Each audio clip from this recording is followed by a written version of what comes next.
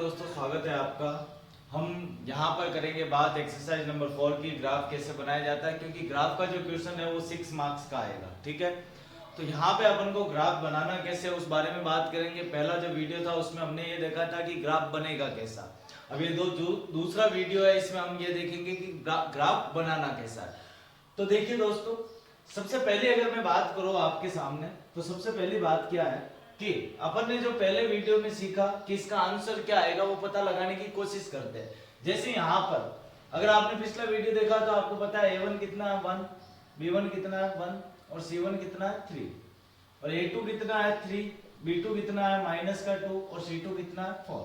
आप क्या करते हो, A1/A2 ये कितना है 1/3 और B1/B2 निकालोगे तो कितना आ जाएगा 1/-2 यानी कि माइनस का हाफ। अब ये दोनों क्या आपस में बराबर है क्या? तो आप कहोगे कि ये बराबर नहीं है, 1/3 और माइनस का हाफ जो है वो बराबर नहीं है। मतलब इसका सॉल्यूशन क्या आना चाहिए, इसका हल क्या आना चाहिए, इंटरसेक्टिंग लाइन यानी कि प्रतिच्छेदी इंटरसेक्ट करेगा।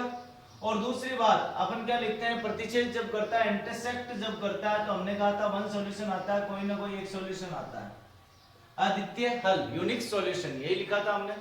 अब वो हल होगा क्या, वो यूनिक सॉल्यूशन होगा क्या, उसके बारे में ये देखो, ये रफ होगा कि हमारे सही बन रहा है नहीं बन रहा है वर्क ग्राफ, ये चेक करने के लिए, क्योंकि 6 मार्क्स के क्वेश्चन है, कहीं कैलकुलेशन में गलती हो गई, गलत ना बन जाए। तो अपन पहले रफली वर्क कर रहे हैं कि हाँ ऐसा बनेगा। अब देखो यहाँ पर आपने विलोपन विधि पढ़ी होगी 9th में। आप क्या करते हो, x का जो कोफिशिएंट है उसको सेम करते हो या y के कोफिशिएंट को सेम करते हो, फिर माइनस कर देते हो। जैसे यहाँ x का कोफिशिएंट कितना है 3, यहाँ कितना है 1, तो इसको 3 से मल्टीप्लाई कर लूं तो अपने पास में इक्वेशन सेकंड तो ये ले लो अगर मैं, और उसको 3 से मल्टीप्लाई कर दूं तो 3x + 3y और ये क्या आ जाएगा 9। अब इक्वेशन को क्या कर दूं, माइनस, कैंसिल, -2 -3 -5y, यहां से -5, तो y की वैल्यू क्या आ जाएगी, -5 से -y कैंसिल, कितनी हो जाएगी 1, यानी y की वैल्यू तो 1 आनी चाहिए। अब ये 1 वैल्यू यहां पुट अप कर दूं तो क्या आ जाएगा, x + 1 = 3, x की वैल्यू कितनी आ जाएगी 2, तो x की वैल्यू कितनी आएगी 2। अब ये सब काम हमने किस लिए किया है, ये सब हमने इसलिए किया है कि हमने पहले ही ग्राफ का आंसर जो है वो निकाल लिया है। ग्राफ का जो आंसर आएगा उसमें x की वैल्यू कितनी आनी चाहिए 2, y की वैल्यू कितनी आनी चाहिए 1। ये सब काम इसलिए किया है। इसको तो मैंने रफ कर दिया कि अगर किसी को कुछ डाउट है तो पिछला वीडियो जो है पहला, इससे पहले का वीडियो भी है ग्राफ का, वो देखे एक बार, वहां से डाउट क्लियर करें। तो हमारे पास भी ये सॉल्यूशन आना चाहिए, x की वैल्यू 2, y की वैल्यू 1। अब देखो अपन इनको सोल्व करने का तरीका क्या है। जैसे इक्वेशन फर्स्ट लेता हूं मैं, तो इक्वेशन फर्स्ट में क्या लिखा हुआ है, x + y = 3। यहाँ x और y की ऐसी वैल्यू पुटअप करनी है जिससे कि ये इक्वेशन जो है ये सही हो जाए। देखो मैं यहाँ पर इसको ऐसे x की या y की वैल्यू फाइंड करके, जैसे x = y को ट्रांसफर करके 3 - y भी लिख सकता हूँ, लेकिन अपन डायरेक्ट करते हैं, थोड़ा इजी बनाते हैं इसको। तो इजी देखो, यहाँ पर दो नंबर है, इन दो नंबर का सम कितना होना चाहिए 3, योग जो है वो 3 होना चाहिए। तो x और y की वैल्यू अपनी मर्जी से लिख सकते हो। जैसे x की वैल्यू 1 लिखो, y की वैल्यू क्या लिख दूं 2, तो 1 + 2 कितना होता है 3। इक्वेशन सेटिस्फाई हो गई। तो ठीक है, x की वैल्यू 1, y की वैल्यू 2। तो अब एक्सचेंज कर दूं, x की वैल्यू अगर 2 लिख दूं तो y की वैल्यू क्या लिख दूं 1, तो 2 + 1 भी कितना होगा 3। कोई प्रॉब्लम? और उससे अच्छा ये होता है कि आप x और y को एक बार 0 रख के देख लो। जैसे x 0 रखूंगा तो ये तो 0 हो जाएगा, तो y कितना हो जाएगा 3।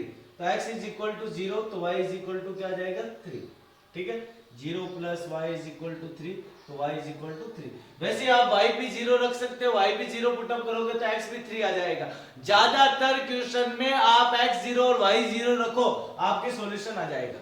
यहां से क्या बनेगी, आपके पास में एक टेबल बनेगी। टेबल क्या बनी देखो,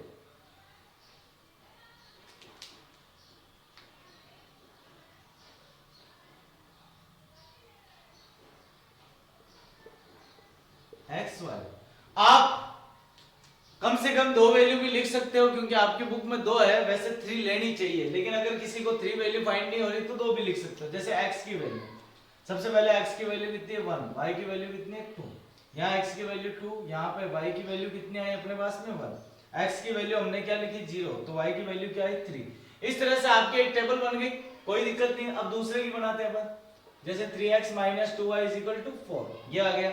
अब यहाँ पे अगर अपन देखें तो ये फर्स्ट टर्म है, ये सेकंड टर्म है, जब फर्स्ट को सेकंड यानी फर्स्ट में से सेकंड माइनस करोगे, क्योंकि माइनस का साइन है तो 4 आना चाहिए, तो 4 कब आएगा भाई? जब मैं 6 में से 2 माइनस कर दूं तो भी 4 आ सकता है, 6 में से 2 4 ही आएगा। तो कोशिश करो यहाँ पे 6 लाने की और यहाँ पे क्या लाने की 4। तो 6 कब आएगा? यहाँ पे 3 मल्टीप्लाई है यानी x की वैल्यू 2 पुटअप कर दो तो 2 × 3 6 आएगा यानी 6 आएगा।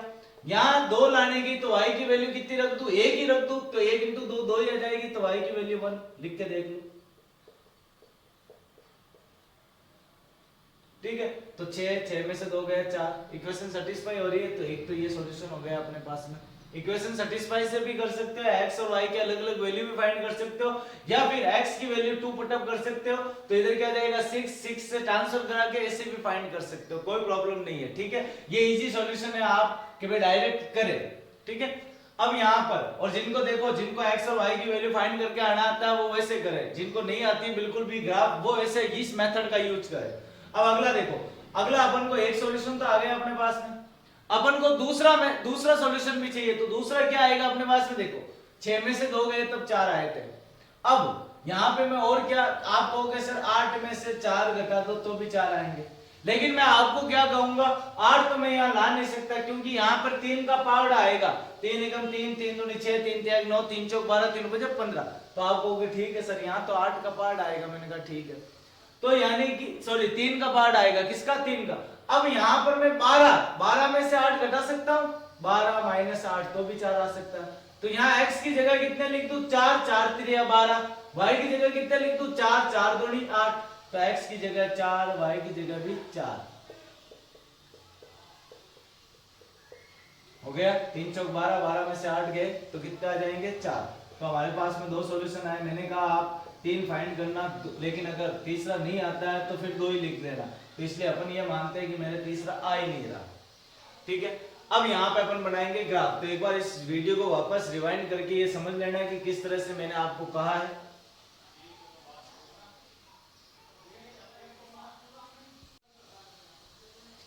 अब हम बनाते हैं इसका ग्राफ।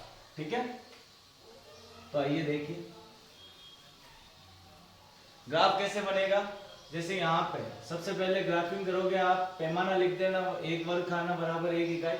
यहाँ पर देखो वैल्यू लिखोगे 1 2 3 4 5। ये क्या कौन सी एक्सेस होती है? x। ये कौन सी होती है? y। यहाँ पे भी 1 2 3, हाईएस्ट कितनी है? 4, तो 4 तक ही लिखो। अब यहाँ पे x की वैल्यू पहले इक्वेशन की बनाते हैं। x की वैल्यू कितनी है? 1, तो y की कितनी है? 2। x की वैल्यू 1 यहाँ पे, y की कितनी है? 2 यहाँ पे। ऐसे क्रॉस करेगा फर्स्ट पॉइंट। दूसरा अपन ने सॉल्यूशन देखा था, इधर x की वैल्यू 2 और y की वैल्यू 1, यही आंसर आएगा, वो इंटरसेक्ट यही करेगी। यहाँ पे x की वैल्यू कितनी है? 2, y की वैल्यू कितनी है? 1, 2 और 1। x की वैल्यू 2 इधर और y की वैल्यू 1 इधर। तो यहाँ पे जैसे इंटरसेक्ट करेगी, जब आप ग्राफ देखोगे तो आप तो कट रही होगी। अब यहाँ पे x की वैल्यू 0 है तो y की वैल्यू कितनी है? 3। x की वैल्यू 0 यहाँ पे होती है, ध्यान रखना, और y की वैल्यू कितनी है? 3। ठीक है, x की वैल्यू अगर 0 कहे तो वो y एक्सेस पे बात कर रहा है। कौन से एक्सेस पे? y एक्सेस पे। अगर y 0 हो तो वो कौन से एक्सेस पे? x axis. तो ये 3 पॉइंट हुए, इन तीनों पॉइंटों को आप मिला देना, एकदम स्ट्रेट लाइन बन जाएगी आपके। ठीक है, यहाँ से 3 0 से पास आउट होगा। हाँ, अब दूसरी देखते हैं अपन। यहाँ पे क्या? x2 और y1, x2 और y1। एक तो पॉइंट कॉमन आ गया, जो पॉइंट कॉमन आता है वो सॉल्यूशन है। x4 y4, x कितना? 4, y भी कितना है? 4, तो यहीं पे कहीं पे होगा। और अब आप इसको जब ऐसे ड्रॉ करोगे तो इस प्रकार से लाइन बन जाएगी। तो ये जहां पे इंटरसेक्ट करेगी वो आपका क्या होगा? सॉल्यूशन। समझ गए होंगे आप बात। इसका स्केल लिख देना, पैमाना लिख देना।